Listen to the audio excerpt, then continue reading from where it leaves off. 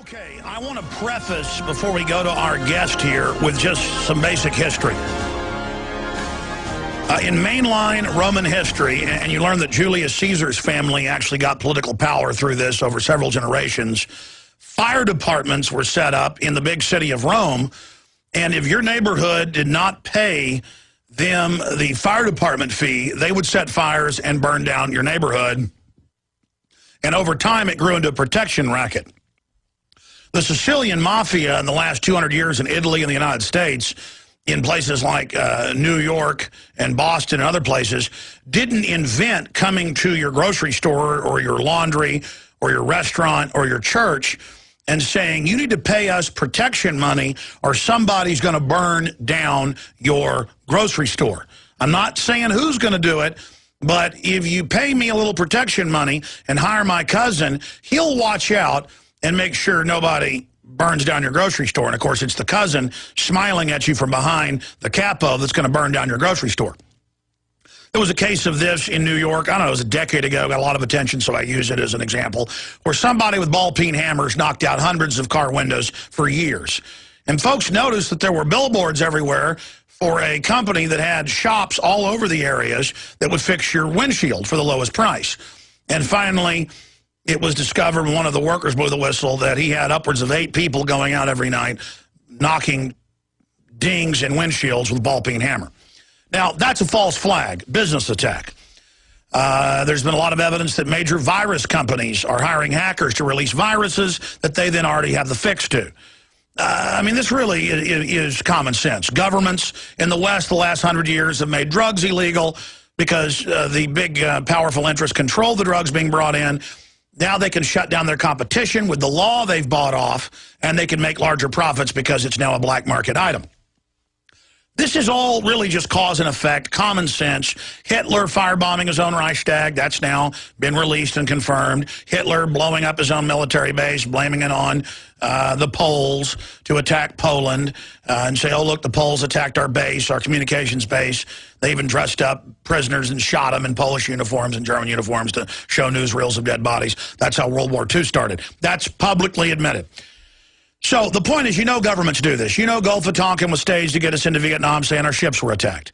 They said it was a conspiracy theory for 40 years. When on the 40th anniversary, the CIA declassified they staged it. We already knew because officers on the ships came back and reported, no, we weren't attacked. That was in the San Diego paper back in '64. But it becomes a rumor, a legend. People heard it was staged. Well, later it came out it was staged. And there's Operation Gladio, over 200 U.S. bombings carried out with NATO in Europe. Their favorite thing was to blow up school buses because that really got folks upset. Then they would grab a patsy, shoot him in the head, and say that, you know, they had committed the bombing of the school bus. So it's time to grow up. The Russians do it. The czars did it before the communists. Every major government does this. And the argument in the Pentagon is, others are doing it, we got to do it. You got Operation Northwoods, where the Pentagon proposed to Kennedy to blow up D.C., bomb Miami, hijack jets by remote control, crash them, blame it on the Russians, start World War III. Kennedy said no, and they said, well, then we're going to just take you out. Now, all of that goes on. All of that is happening. And you know, I've talked a lot about this because it was in Newsweek, it was in major newspapers that the hijackers were trained at U.S. bases. And it came out but was never discussed again. And the head of the Defense Language School, Colonel Butler, went public and said, some of these guys were at our school.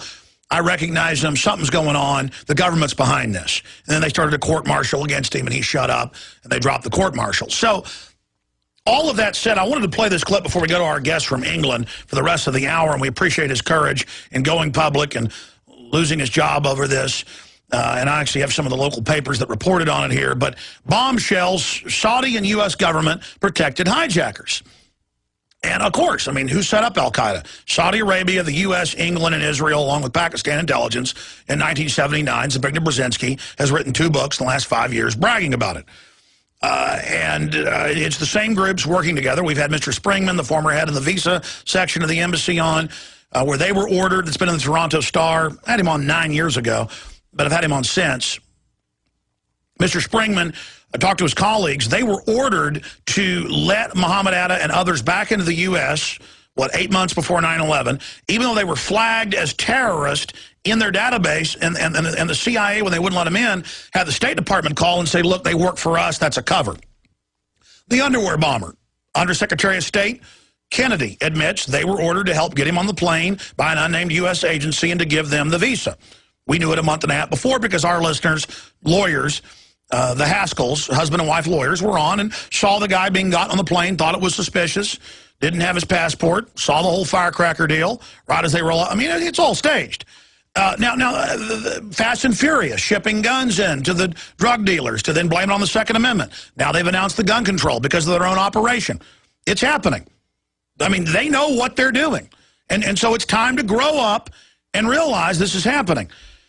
Now, here is former governor of Florida, former Senator and Florida Governor Bob Graham said at least 2 of the purported 9/11 hijackers had assistance from Saudi Arabia. Graham's recently released novel, Keys to the Kingdom, implicates the Saudis. He told MSNBC the novel is based on factual information. Let's go ahead and play that clip from MSNBC.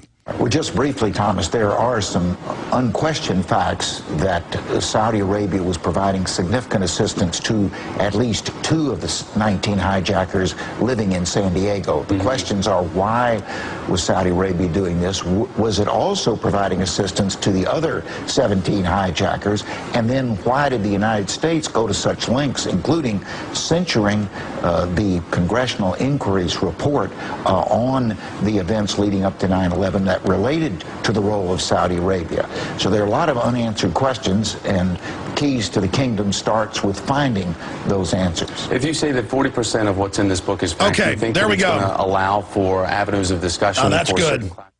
All right, now we are going to our guest, Tony Farrell, served as a high-level intelligence analyst for South Yorkshire Police in Britain from 98 to 2010. In the days preceding the 5th anniversary of the 7/7 bombings, Farrell discovered the 9/11 attacks and 7/7 attacks were acts of state-sponsored terror. And Jaron gave me a more detailed bio on him. He has a university degree in applied statistics, Sheffield Hallam University, if I'm reading that right. Postgraduate degree in criminal intelligence analytics and analysis, Manchester University. Postgrad degree, management studies, Sheffield. And we continue on from there, studying future threats. And he was the head of the South Yorkshire Police of their program to analyze terror attacks and threats. And he joins us now, former intelligence analyst. And I have some of the news articles here dealing with it. Police intelligence analyst fired for blowing whistle on false flag terror. Strategic threat assessment matrix concluded 7/7 was an inside job. Tony Farrell is our guest going over that. And we also have mainstream British reports where they admit that most of the IRA bombings were actually run by British intelligence and British Army officers, some of which we've interviewed here. One of them got killed after he was on the show. Not trying to scare folks, just telling you this is not a game.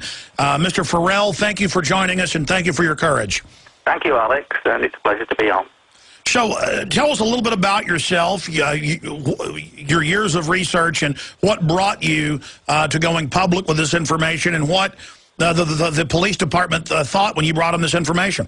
Well, I've been working for the police service as a principal analyst since 1998, and had local government experience. I'd also worked for the regional government office, which is part of the Home Office, doing research into crime. So I was quite experienced as a civilian. I wasn't a police officer. And I was used to doing the strategic work. I wasn't privy to the detailed terrorist information from Special Branch, but I did take an overview of the sanitized versions and pull them together in a strategic net. That was my assignment, my annual assignment. And what happened, Alex, was that, as you say, a week up to leading up to the 2010 July the 7th 5-year anniversary, I was merrily going along with my assignment, believing that I was just going to be able to complete it without any problems. And unfortunately, for me, running concurrently was my home study that was into things like the history of geopolitics and what was going on in the world and a bit of church history. And all of a sudden, with a week to go, Alex, I dropped on through the likes of your program, the possibility of 9/11 being an inside job, that quickly triggered me to do a lot of research in haste at home, hoping to get reassurance that that wouldn't be the case. And unfortunately, it was. As I could see, it was damning evidence. I panicked. I went to my church minister to say what I would do in this situation, and he just said, "Well, it's terrible, isn't it? Have you thought about checking out 7/7?" Well, I thought, oh dear, I better check that out too.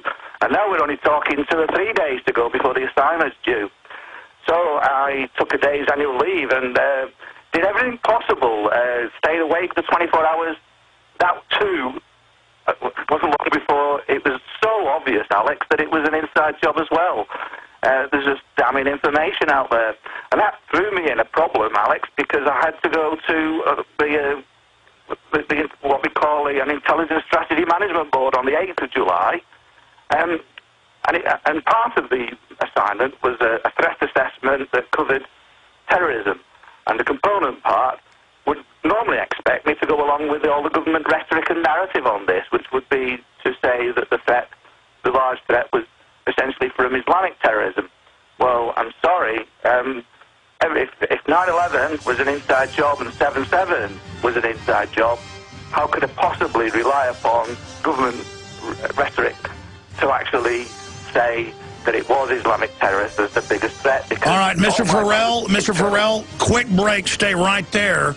Absolutely, these are the big attacks. These are causing the large numbers of death. If that's an inside job, then you do the statistical analysis.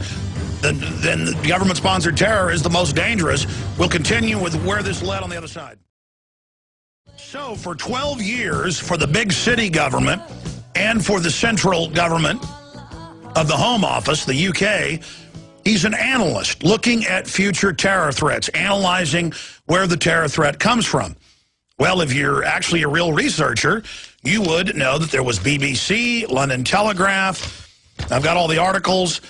Police seize files of spy linked to IRA murders. It goes on and on. Double agent was the real IRA's Omaha bomb team.